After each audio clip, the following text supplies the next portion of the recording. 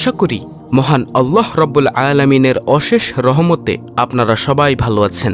প্রিয় দর্শক, আজকে আপনাদেরকে একটি বিশেষ আমলের কথা বলবো ইনশাআল্লাহ।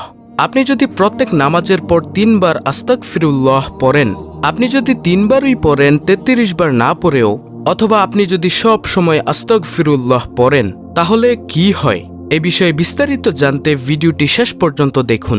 প্রিয় দর্শক, অত্যন্ত গুরুত্বপূর্ণ একটি আমল। আমি মনে করি এটি শ্রেষ্ঠ আমল। রাসূলুল্লাহ সাল্লাল্লাহু আলাইহি ওয়াসাল্লাম দৈনিক 100 বার আস্তাগফিরুল্লাহ পড়তেন। নাসাই শরীফের হাদিসে রাসূল সাল্লাল্লাহু আলাইহি ওয়াসাল্লাম বলেছেন, আমি দৈনিক 100 বার ইস্তেগফার পড়ি, সুতরাং তোমরাও ইস্তেগফার পড়ো, বেশি বেশি পড়ো। আল্লাহ রাব্বুল আলামিন পবিত্র কুরআনুল কারীমে বলেছেন, তোমরা আল্লাহর কাছে বেশি বেশি ইস্তেগফার করো, নিশ্চয়ই আল্লাহ ক্ষমাশীল। সুবহানাল্লাহ। অপর আয়াতে আল্লাহ রাব্বুল আলামিন বলেন, যারা ইস্তেগফার পাঠ করবে, আকাশ থেকে তাদের জন্য বৃষ্টির ধারা বর্ষণ করা হবে। আল্লাহু আকবার। তোমাদেরকে ধন সম্পদ, সন্তান সন্ততি বাড়িয়ে দিবেন এবং তোমাদের জন্য একটি উদ্যান রচনা করবেন জান্নাতে। সুবহানাল্লাহ। এবং তোমাদের জন্য রয়েছে নদী-নালা প্রবাহিত জান্নাত। প্রিয় দর্শক, দেখুন পবিত্র কুরআনুল কারীমে আল্লাহ রাব্বুল আলামিন কতটা আবেগ মিশ্রিত ভাবে যারা ইস্তেগফার করবে তাদের জন্য এই নিয়ামতগুলো বর্ণনা করে গিয়েছেন। আল্লাহু আকবার।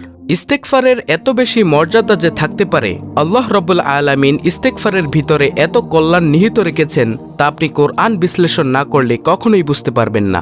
কতটা সুন্দর করে যারা এই তওবা ইস্তেগফার করবে তাদের ফজিলত আল্লাহ রাব্বুল আলামিন পবিত্র কোরআনে উল্লেখ করে গিয়েছেন। তো প্রিয় দর্শক, এবার আমরা জানব ইস্তেগফার পাঠ করলে কি কি বিষয় হতে পারে। ইস্তেগফারের ফজিলত সমূহ আমরা জানব ইনশাআল্লাহ। ইস্তেগফার নবী রাসূলদের আমল। ইস্তেগফার আল্লাহ রাব্বুল আলামিনের কাছে সবচেয়ে প্রিয় আমল। প্রিয় দর্শক, এই ইস্তেগফার পাঠ করলে আল্লাহ রাব্বুল আলামিনের নৈকট্য লাভ হয় এবং আল্লাহ রাব্বুল আলামিন তার গুনাহসমূহ মাফ করে দেন। শুধু তাই নয়, রাব্বুল আলামিন যারা ব্যবসা বাণিজ্য করেন তাদের ব্যবসা বাণিজ্যে অবারিত বরকত দান করেন এবং সমাজে তাদের মান মর্যাদা অনেক বাড়িয়ে দেন। শুধু তাই নয়, আল্লাহ রাব্বুল আলামিন তার উপর রহমত ও বরকত নাজিল করেন, তার পরিবারের উপরও রহমত ও বরকত নাজিল করেন। আল্লাহ রাব্বুল আলামিন তাদের উপর বৃষ্টি বর্ষণ করেন। এই ইস্তেগফারের মাধ্যমে আল্লাহ রাব্বুল আলামিন তাদেরকে দুশ্চিন্তা পেরেশানি থেকে চিরমুক্তি দান করেন। আল্লাহু আকবার। আল্লাহ রাব্বুল আলামিন তাকে অচিরেই ধনী বানিয়ে দিবেন, অর্থ সম্পদ ও হালাল রিজিক বৃদ্ধি করে দিবেন এবং ইস্তেগফারকারী রিজিক যে আল্লাহ তাআলা কোথা থেকে ব্যবস্থা করে দিবেন তা সেই ব্যক্তি নিজেও বুঝতে পারবে না। সুবহানাল্লাহ। যাদের সন্তান সন্ততি হয় না, তারা এই ইস্তেগফারের আমল করলে আল্লাহ রাব্বুল আলামিন সন্তান সন্ততি দান করবেন।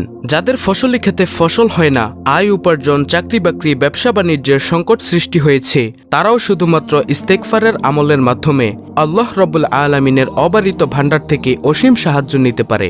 যাদের অন্তরে ময়লা আছে, যাদের কল্প পরিষ্কার নয়, গুনাহ করতে করতে কালো দাগ পড়তে পড়তে এটি এখন বিরান ভূমি হয়ে গিয়েছে, নিঃসন্দেহে আস্তাগফিরুল্লাহ আস্তাগফিরুল্লাহ পড়ার মাধ্যমে আল্লাহ রাব্বুল আলামিন এই বিরান ভূমিতে নতুন করে ঈমানের চারা গজাবেন।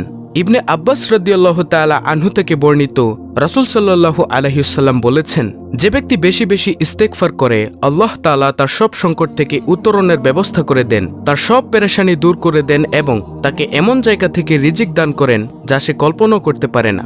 সুনানে আবু দাউদ, হাদিস নং 1518। মোট কথা, তওবা ও ইস্তেগফার মুমিন ও মুত্তাকিদের এক বিশেষ গুণ। মানুষকে আল্লাহ তাআলা তার ইবাদত বন্দেগী ও তার আদেশ নিষেধ মেনে চলার জন্য সৃষ্টি করেছেন, কিন্তু মানুষ শয়তানের প্ররোচনায় পড়ে জীবনের বিভিন্ন ক্ষেত্রে আল্লাহ তাআলার আদেশ নিষেধ লঙ্ঘন করে বসে, আল্লাহ তাআলার হুকুম মেনে চলার ক্ষেত্রে ভুল করে। তাই আল্লাহ তাআলা তার সে ভুল ও গুনাহ থেকে মুক্তিদানের জন্য তওবা ও ইস্তেগফারের ব্যবস্থা রেখেছেন। তওবা ও ইস্তেগফার একজন মুমিনকে নিষ্পাপ জীবন দান করে, মুমিনকে সবসময় গুনাহ মুক্ত জীবনের প্রতি করে অনুপ্রাণিত। সর্বোপরি তওবা ও ইস্তেগফারের মাধ্যমে একজন মুমিনের দুনিয়া ও আখিরাতের জীবন সুন্দর ও সফল হয়। এর মাধ্যমে একজন মুমিন লাভ করে উভয় জাহানের সমৃদ্ধি। আব্দুল্লাহ ইবনে আব্বাস রাদিয়াল্লাহু আনহু থেকে বর্ণিত, রাসূলুল্লাহ সাল্লাল্লাহু আলাইহি ওয়াসাল্লাম বলেন, কেউ সবসময় ইস্তেগফার আঁকড়ে ধরলে আল্লাহ তার প্রতিটি সংকটের পথ খুলে দেন, তাকে সব দুশ্চিন্তা থেকে মুক্ত দান করেন এবং তাকে এমনভাবে জীবিকা দান করেন সে ধারণাও করতে পারে না। আবু দাউদ। প্রতিনিয়ত আল্লাহর কাছে ক্ষমা চাওয়া মানুষের খুবই প্রয়োজন। বিশেষ করে পাপাচার ও দুষ্কৃতিতে সয়লাভ হয়ে যাওয়া বর্তমান সময়টা যেন আল্লাহ স্বীয় কৃপায় জীবদ্দশায় ও মৃত্যুর পর তার অবস্থা সংশোধন করে দেন। ইস্তেগফার প্রভূত কল্যাণের দ্বার, তা যাবতীয় অনিষ্ট ও শাস্তি লোপকারী। মুসলিম উম্মাহের জন্য সব সময় ইস্তেগফার খুবই জরুরি, যাতে আল্লাহ উম্মতের উপর আপতিত শাস্তি তুলে নেন ও আগত শাস্তি প্রতিহিত করেন। শয়তান যাকে বিভ্রান্ত করেছে, যে কল্যাণ থেকে বিমুখ হয়েছে এবং দোয়ার উপকারিতা ও বরকত যার জানা নেই, শুধু সেই ইস্তেগফার থেকে দূরে থাকে। কোরআন ও সুন্নাহ ইস্তেগফারের ফজিলত বর্ণনায় ভরপুর। আল্লাহ রাব্বুল আলামিন বলেন, তোমরা কেন আল্লাহর কাছে ক্ষমা প্রার্থনা করছো না, যাতে তোমরা অনুগ্রহভাজন হতে পারো? সূরা নামল আয়াত নং 46।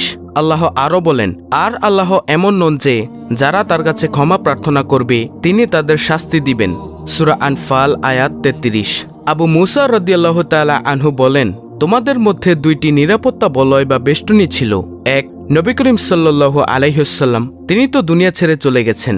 আর দ্বিতীয় যে বেষ্টনীটি এখনো রয়েছে সেটি হচ্ছে ইস্তেগফার তথা আস্তাগফিরুল্লাহ। আল্লাহু আকবার। আল্লাহ রাব্বুল আলামিন এই ইস্তেগফারের যথাযথ মূল্যায়ন করার তৌফিক দান করুক। আজকের এই যুব সমাজ তথ্য প্রযুক্তি বিভিন্ন ধরনের সামাজিক ফিতনা ফাসাদে জর্জরিত হয়ে ভয়ঙ্কর সব কবিরা গুনাহে জর্জরিত। শুধুমাত্র আস্তাগফিরুল্লাহ এই আমলের মাধ্যমে আমরা আল্লাহ রাব্বুল আলামিনের তরফ থেকে পাওয়া দ্বিতীয় বেষ্টনী তথা আল্লাহর বলয়ের মধ্যে প্রবেশ করতে পারব এবং আল্লাহ রাব্বুল আলামিন হয়ে যাবেন আমাদের সুরক্ষা দানকারী। প্রিয় দর্শক, ভিডিওটি শেষে আপনাদের অনুরোধ করছি, দৈনিক 100 বার করে আস্তাগফিরুল্লাহ পড়ার শপথ কারা কারা নিয়েছেন কমেন্ট করে জানান। আর ভিডিওটি ভালো লাগলে অবশ্যই শেয়ার করে আপনার বন্ধুদের জানিয়ে দিন। আল্লাহ রাব্বুল আলামিন আমাদের সকলকে ইস্তেগফারের আমল করার তৌফিক দান করুন। আমিন।